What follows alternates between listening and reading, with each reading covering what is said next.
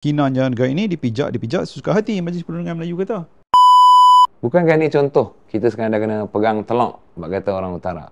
Dalam perjanjian ART ni, macam tadi kita ada diskusi, kalau kita nak masuk another trade agreement, kita tak boleh jeopardize US interest. So kalau kita nak, lah ni kalau nak masuk BRIC, kena tanya Amerika. Nak jadi member, kena tanya Amerika. Ataupun lah ni, kita tak payah BRIC lah. Katakan lah ni kita tengah negotiate US, Malaysian EU trade agreement. Kena tanya dia. Kena tanya Amerika. Pasal apa kita kena tanya? Sebab itu kata, this already crossed the line. Ya. Sebab itu ada yang kata negara ni, hina negara ini dipijak sesuka hati, Majlis Perundingan Melayu kata. Ya, Ambassador Singapore pun kata, banyak analis pun kata. Yang merisaukan, apakah kesan perjanjian ini dari segi hubungan Malaysia dengan China? Because this trade agreement bukan mengenai ekonomi. Okay.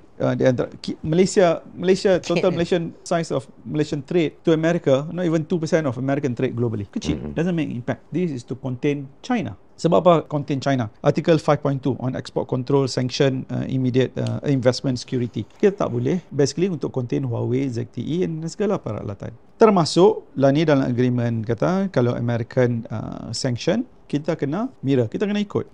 We shall. American sanction Huawei. DG bagi kontrak 5G kepada Huawei. Apa jadi?